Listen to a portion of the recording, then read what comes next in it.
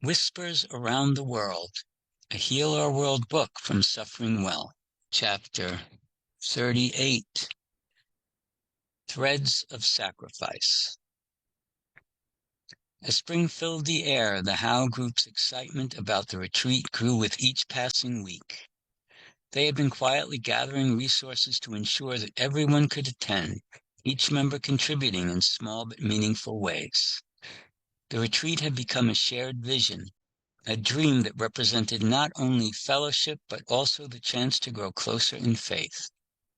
At this week's meeting, the group came together with renewed energy, their faces lighting up as they shared updates on their fundraising efforts. Patricia and Audrey had been busy all week assembling angel craft kits and jars of Audrey's jam, which they'd sold after Mass on Sunday. "We sold out," Audrey announced, her eyes bright with excitement. "Every single jar gone in less than an hour." People seemed really touched that the money was going towards something meaningful. Patricia nodded, and the angel kits were a hit with the kids. We had a few families asking if we'd be doing it again next month. Yuri felt a surge of gratitude as she listened to their success. She knew how much time they'd spent preparing, and the fact that they were willing to give the proceeds to help another member filled her with joy. "You both did a wonderful job. It's beautiful to see how willing everyone is to help make this retreat possible for all of us." Ken spoke up next, grinning as he held up a small stack of bills. "I sold a few collectibles online, an old watch and some vintage postcards I found a while back. It may not be much, but it all adds up." The group applauded his efforts, each of them touched by the thoughtfulness that had gone into his contribution. They had seen Ken's love for unique finds, and knowing he'd chosen to part with a few items for the greater good made it even more special. As he sat back in his chair, the group noticed Ken's camera shaking again. Suddenly, Penny popped into view, proudly dragging a large pillow across the floor in the background. "There she goes again," Ken said, glancing back at Penny, who was now happily nesting in her stolen prize. "She's decided that's her Zoom pillow now." Everyone chuckled, enjoying Penny's antics. "I've got my cards ready too," Paulette said, holding up a small stack of beautifully handmade prayer cards. "I'm going to set up a table outside the church this weekend. It's a simple gesture, but I think people will appreciate the message." As they continued sharing, Patty reached out to offer her own contribution. She had quietly saved some money from her monthly expenses, setting aside a small amount each week. "It's not much," she said with a smile, "but every little bit helps, doesn't it?" Ruth watched in awe, her expression growing increasingly touched by the generosity surrounding her. She didn't know that these efforts were largely for her, that the group's small sacrifices were meant to ensure she could be with them on the retreat. But she sensed the love and support, feeling a deep gratitude for the kindness that filled the group. As they moved on to updates on their chosen countries, Ronald shared a story about the Philippines, where he'd read that a new program was being launched to rebuild homes after the last typhoon. "It's incredible to see the resilience of the people there," he said. "Even after so much loss, they're finding ways to start over. It makes me grateful for what I have." Patty nodded, her face thoughtful. "I've been feeling the same way about Greece. I read about a group of young people who've started a community garden, growing food to share with those in need. It's inspiring to see people coming together to support one another." Donna shared about her country next. "I've been reading more about Myanmar's history, and it's heartbreaking. The people have faced so much conflict over the years, especially the ethnic minorities. There are decades of civil war in some regions, and it's taken a huge toll on the families and communities there. But I read about some relief groups doing amazing work to bring food, education, and even psychological support to these areas. It's inspiring to see how many people have stepped up to bring hope amidst all the hardships." They really need our prayers. Ruth, who had been quiet for most of the meeting, finally spoke up, her voice soft but steady.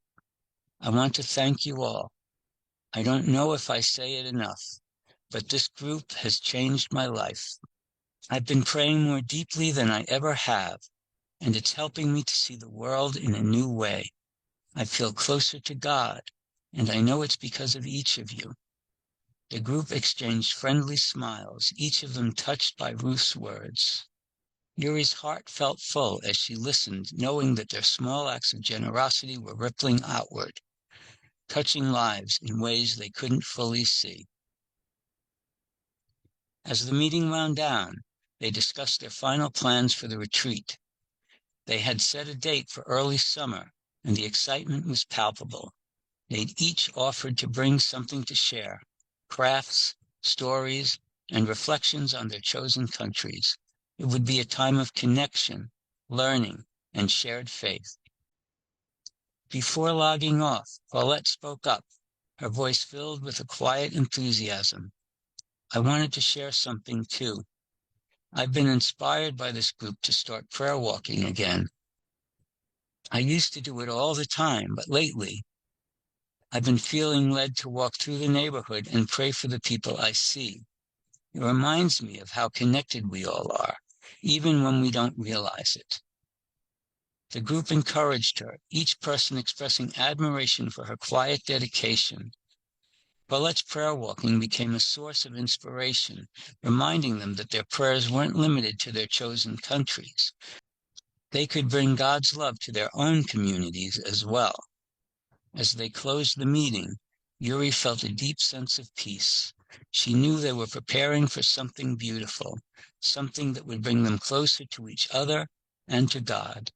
Each member's willingness to sacrifice for the greater good had created a bond that went beyond friendship. They were family now, bound together by love, faith, and the quiet strength of their shared journey. As she whispered a prayer of thanks, Yuri knew that this journey, filled with small acts of sacrifice, was leading them exactly where they needed to be. Ruth slipped into her usual pew, a few rows back from the altar, and knelt down, closing her eyes as she took a deep, centering breath. The soft sounds of others settling in, the familiar rustling of the missals, and the quiet whispers of last-minute greetings filled the church. But Ruth was already turning inward, preparing her heart for Mass. She opened her eyes, her gaze moving toward the tabernacle where a small red candle flickered beside it, indicating that Jesus was present there. She felt a familiar warmth in her heart, a quiet but unmistakable awareness of his presence. It was something she cherished, a deep knowing that though the world saw only a simple tabernacle, it held Jesus himself. She couldn't see him, not with her eyes, but her soul knew he was there, just as surely as she could feel the sunlight on her face or the breeze on her skin. Her heart filled with reverence, and she smiled softly, whispering in her heart, Jesus, I know you're there. I can't see you, but I know you see me. And somehow in this space, I feel you closer than ever. She closed her eyes again, leaning into that quiet connection. The peace she felt was like a tender embrace, a steady presence that reassured her and reminded her that she was loved. Thank you for letting me be here with you, she continued in silent prayer. I don't deserve this gift, but you welcome me anyway. Please prepare my heart to receive you in the Eucharist, Lord, and help me grow closer to you. She stayed there, kneeling, pouring her heart out to him in a conversation that was both intimate and profoundly simple. She marveled at this mystery, that Jesus would choose to remain with them in this way, hidden yet fully present, waiting for each of them to come, to see beyond appearances and find him here.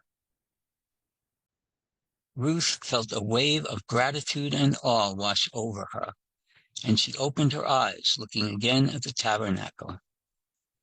Thank you for staying with us, for making yourself present, so we can know your love every day. Even though I can't see you, my heart knows you're here. As the processional hymn began, she rose to her feet, a sense of deep joy filling her as she prepared to celebrate the Mass. She knew that each moment in his presence, whether in adoration or during Mass, brought her closer to the heart of the one who loved her perfectly. She treasured each precious opportunity, feeling renewed in spirit as she lifted her voice in praise, knowing he was there with her in every note.